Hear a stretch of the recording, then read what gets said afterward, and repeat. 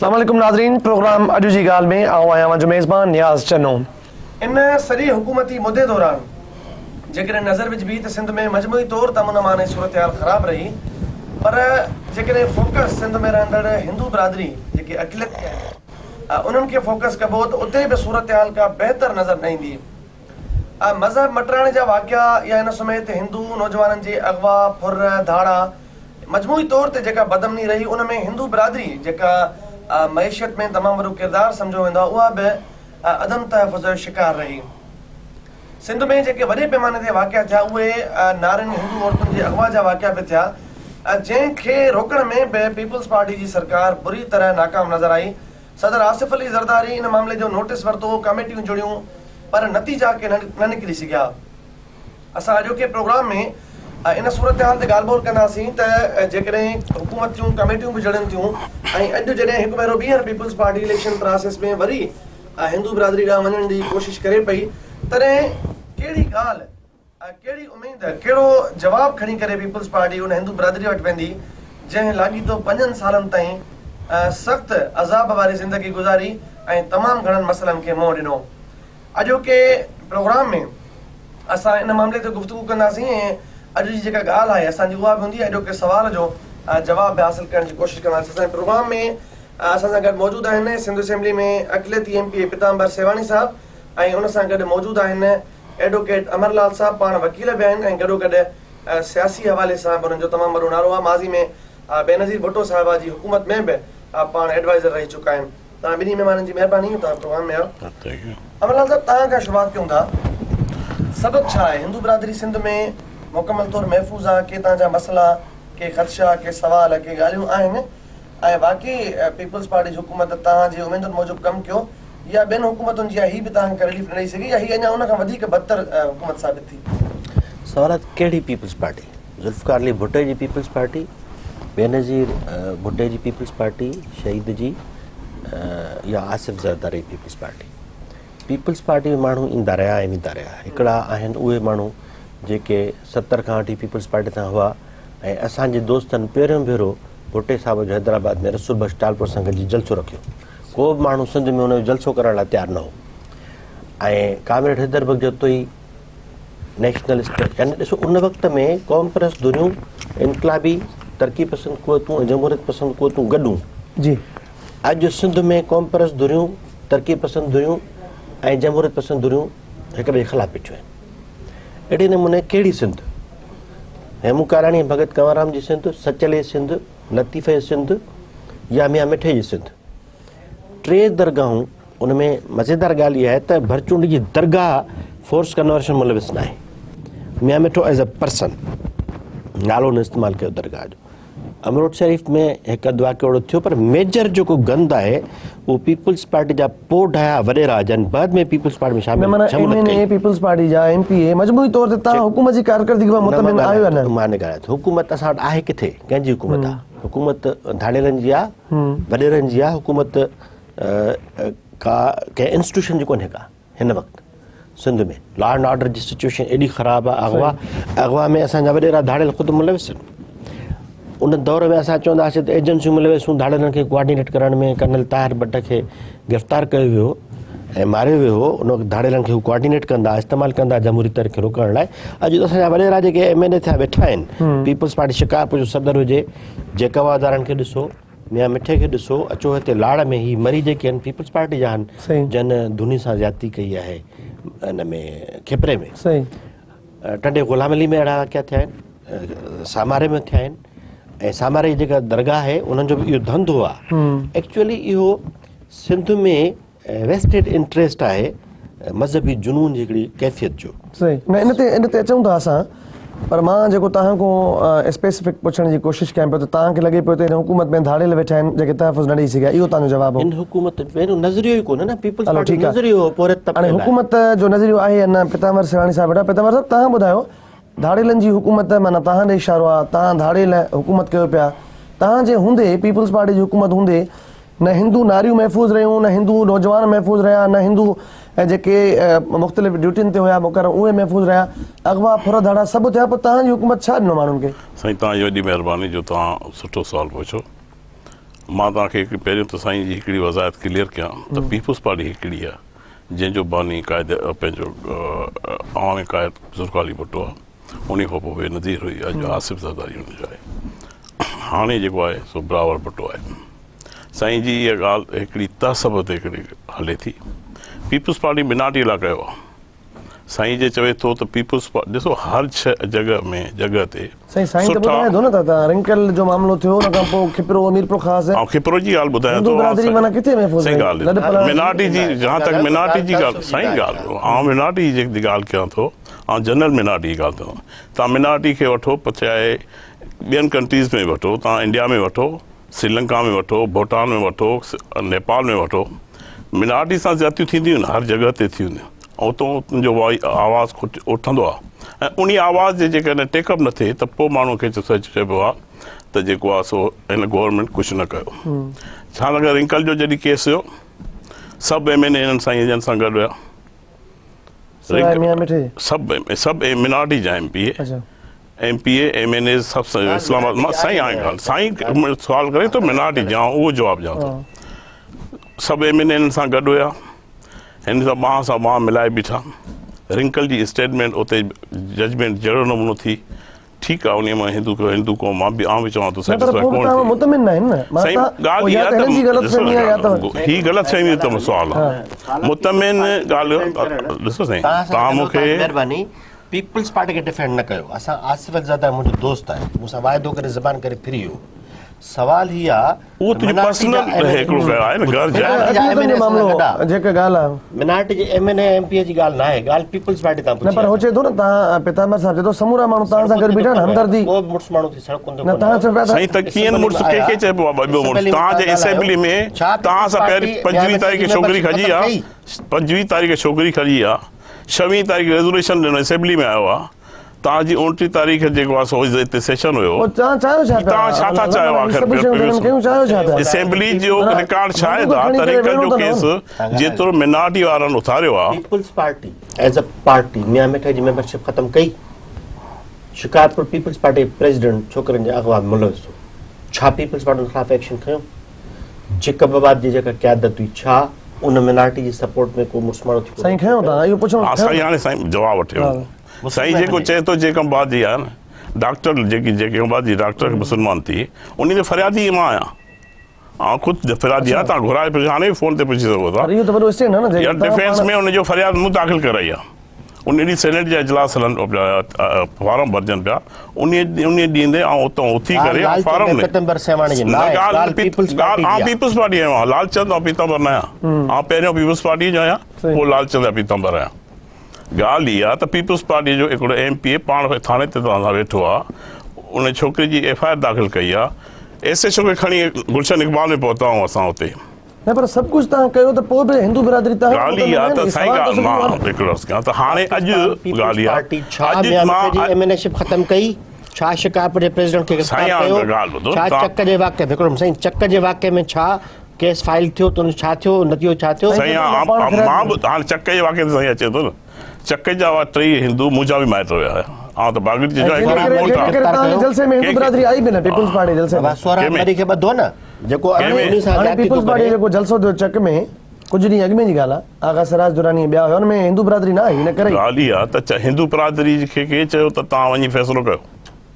हिंदू बिरादरी खे ज़ोर न हो, स्टेट त हुनखे FIR दाख़िल कई न अथई, स्टेट पंहिंजो यूज़ कयो, ही जेतोणीकि फरियादी न थी बीठा। सिंध में पाक है बदे जहान खान फैसलो बि जहान न पोइ असां काथे चयोसीं बाबा, कोई स्टेट थोड़ी चयो माण्हुनि खे मजबूर करे बाबा, असां त ॻाल्हि इहा त असां उन्हनि खे कोन चयो त चक वारनि बाबा पीपल्स पार्टी वॾेरनि जी हिफ़ाज़त न कर, तूं असां न ॻाल्हि इहा न वॾेरनि जी ॻाल्हि आहे, तूं ॻाल्हि पीपल्स पार्टी जी जॾहिं कंदे नाटिया जेके हुया ॻाल्हि इहा मुड़सी कई, चङो रोल प्ले कयो। साईं मां हिकिड़ो अर्ज़ु कयां, साईं मूं हिकिड़ो 65 साल थिया पाकिस्तान खे आज़ादु थिए, 65 साल थी विया पाकिस्तान, मुखों में बरग में भी घणा अची चुका आहिनि हिते, ॿिया हिन क़यादत खां पिया 65 सालनि में कॾहिं जेको पीपल्स पार्टी मैनिफेस्टो ॾिनो आहे पंहिंजो मिनाटीअ लाइ, उन ते वचन ते पूरी लथी आहे।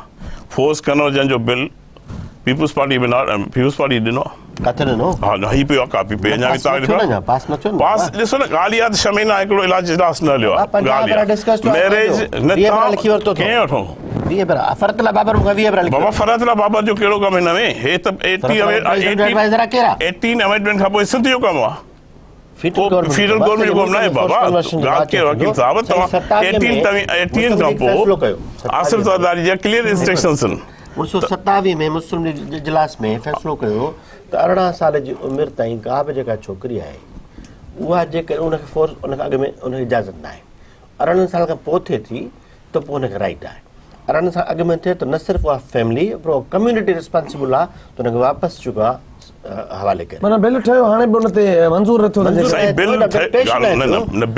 हाणे जो पीपल्स पार्टी वरी तव्हां वटि अचे अमरलाल साहब मां तव्हांखां पुछां पोइ पितांबर साहब खां पुछां त वरी बि वोट ॾींदव पीपल्स पार्टी हींअर लंडन में बि सेफ एग्ज़िट मुशर्रफ वांगुरु घुरनि था वेठा पीपल्स पार्टी इलेक्शन थींदी तव्हां सम्झो था न उनखे त छॾे ॾियो न पाण इलेक्शन थिए या न थिए बात जी ॻाल्हि आहे पीपल्स पार्टी जो उम्मीदवार तव्हां पाण नाख़ुशि लॻा पिया हो तव्हां वटि अचे हिंदू बिरादरी वटि अचे त माना वोट जो हक़दार आहे जीअं बकुल पितांबर साहब कमु त कयो आहे अपील कंदासीं त वोट ॾियो ई न अहिड़नि पार्टियुनि खां बसि भली आहे कंहिं नुमाइंदो लाइक़ु त हुजे न पंहिंजे ज़मीर सां त मुतफ़िक़ हुजे ॻाल्हायो था असां जॾहिं कचहरियूं कंदा चवंदा यार असां ज़ुल्म कयो आहे पीपल्स पार्टी वॾेरनि के तव्हां करे के उन नालो त खणो नी जीअं तव्हांखे इहो चयो ज़ुल्म चयो ॻाल्हि आहे असेंबली में रनकल इशू ते ॻाल्हायो पीपल्स पार्टी हिसे सां ॻाल्हायो न सभु भॼी आहे पीपल्स पार्टी जा जेके एमपी हुया मिनाटी उहो भॼी आहे एमएलए सवाइ लालचंद सभु भॼी आहे सड़कुनि ते कोई कोन आयो काइम अली शाह मूंखे फ़ोन कई त तूं मुज़ाहिरो न कर अरे बाबा छो न कयूं ह्यूमन राइट्स जो इशू आहे फोर्स कन्वर्शन आहे शिकारपुर जा तव्हां आहियो शिकारपुर में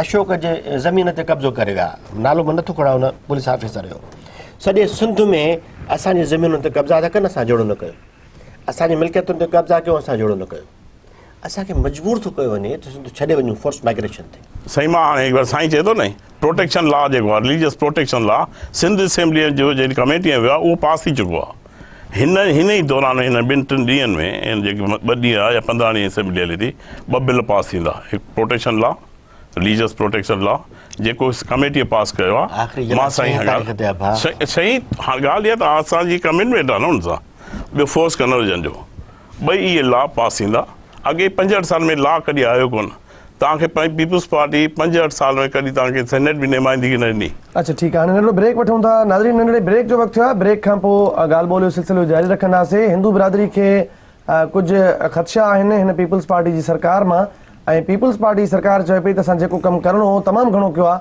उमेद खां वधीक कमु कयो आहे पर उनजे बावजूद बि जेका हिंदू बिरादरी आहे उन्हनि जा जेके अॻवान आहिनि उहे मुतमिन नज़र न पिया अचनि इन ते ॻाल्हि ॿोल जारी रखंदासीं ब्रेक खां पोइ असां सां गॾु रहिजो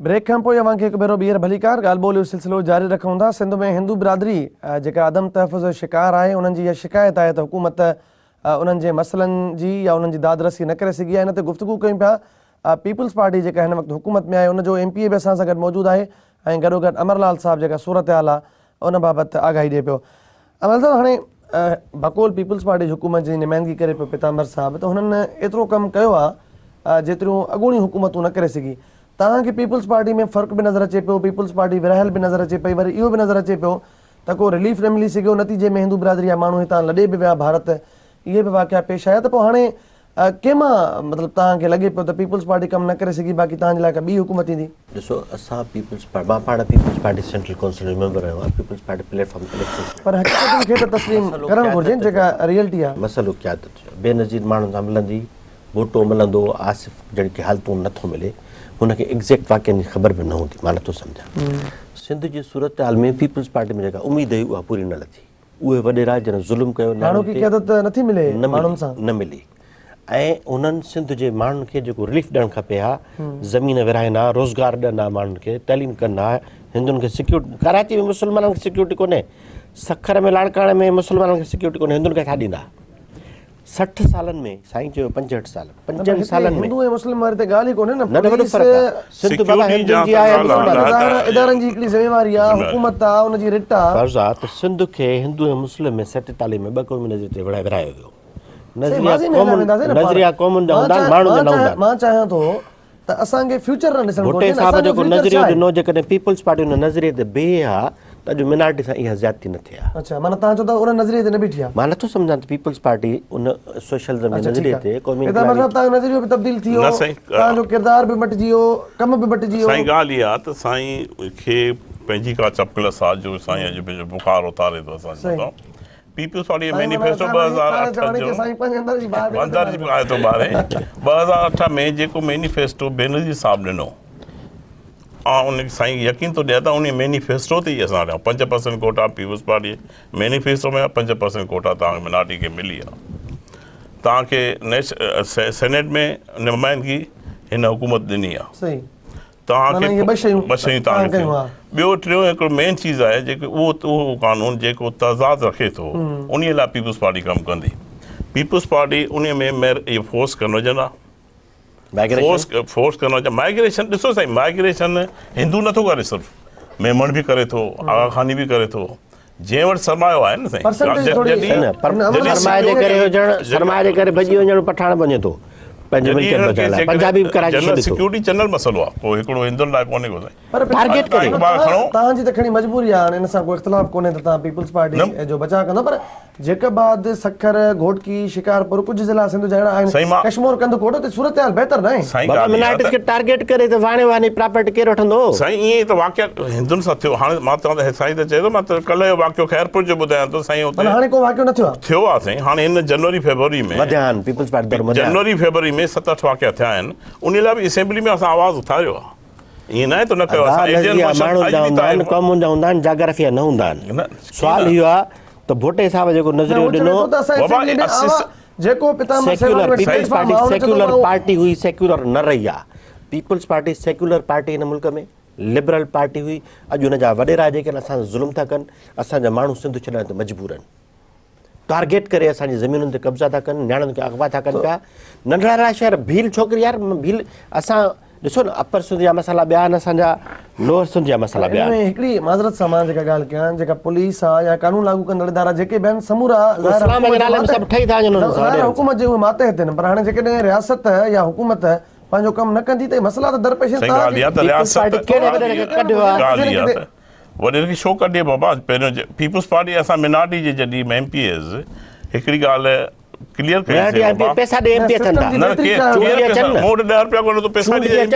चंदो बाबा, चंदो ॾियो पार्टीअ जो। केरु थियो आहे चंदो ॾेई? मूं वटि अॼु बि तोखे सुठो फ्लैट हूंदो, मूंखे त 2 कमरनि जो फ्लैट आहे। तोखे त नौकरी कोन, तूं ग़रीब मोलाई माण्हू आहे।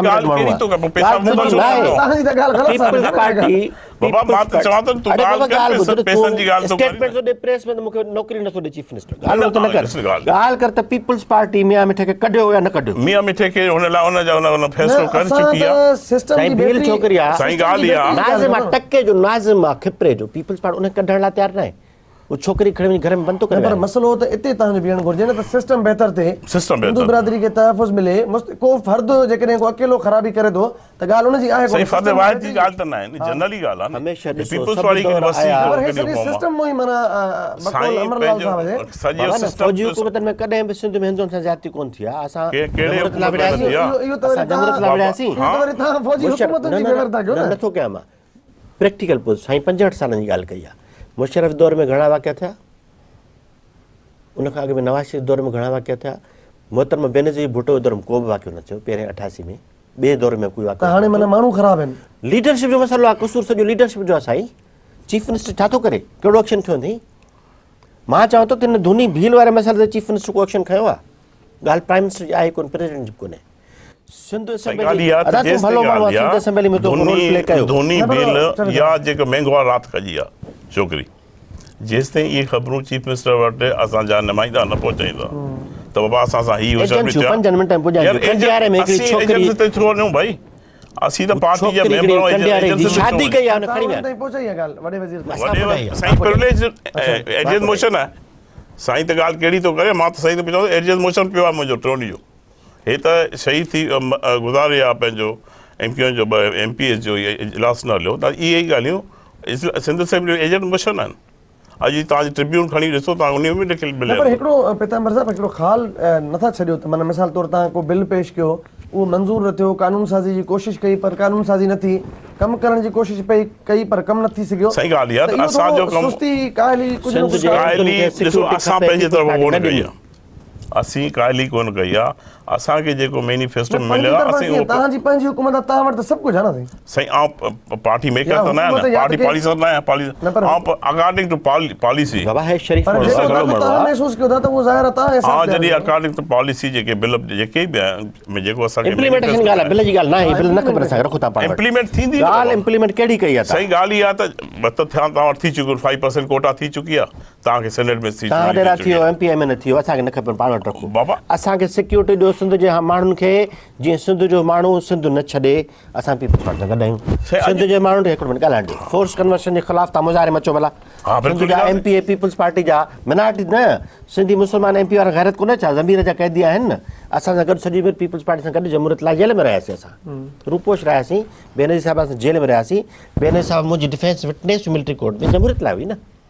सवाल इहा त पीपल्स पार्टी लीडरशिप असां सां गॾु बीहे, अचे न सड़कुनि ते फोर्स कन्वर्शन जे ख़िलाफ़।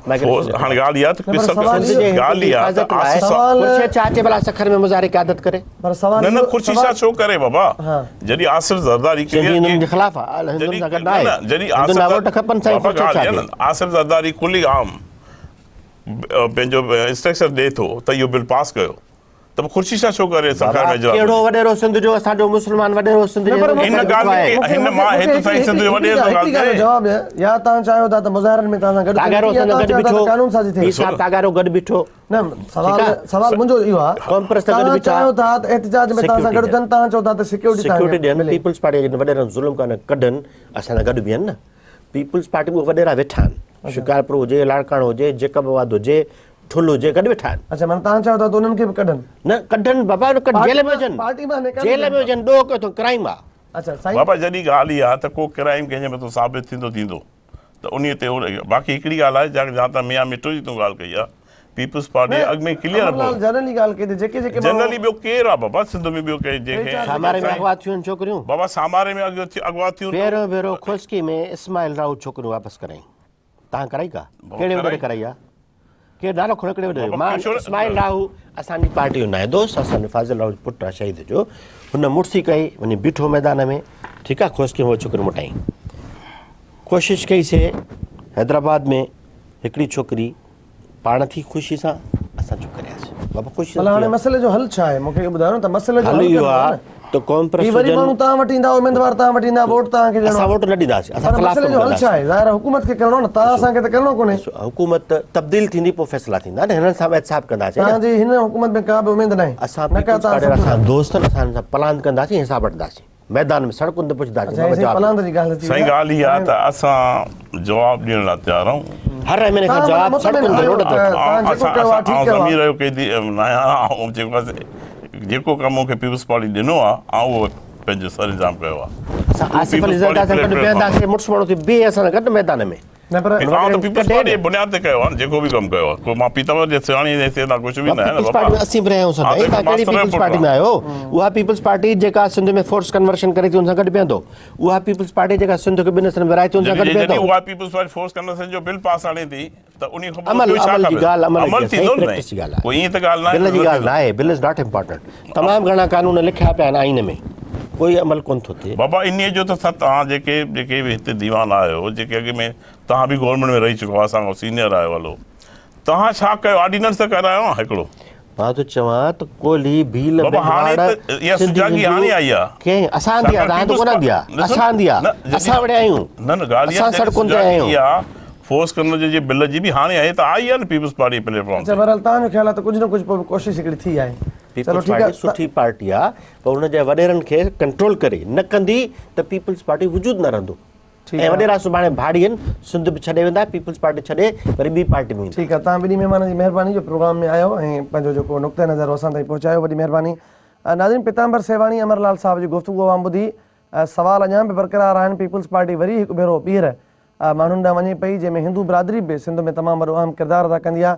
अवाम ऐं पीपल्स पार्टी आम्हूं साम्हूं आहिनि, नतीजो छा निकिरे थो इन जो फ़ैसिलो ज़ाहिर आहे वरी बि तव्हांखे करिणो आहे, हिंदू बिरादरी हुजे चाहे मुस्लिम्स हुजनि चाहे कहिड़ी बि उन सां वास्तो हुजे उन सां, पर उन बिना सॼी सूरत हाल में हक़ीक़तूं ॾिसी करे अवाम खे फ़ैसिलो करिणो आहे त केरु सही आहे, कंहिं छा आवाम लाइ कयो, केरु कुझु न करे सघियो। फ़ैसिलो वरी बि अवां वटि आहे। अॼोके प्रोग्राम में एतिरो ई ॾींदा इजाज़त। अला भाई।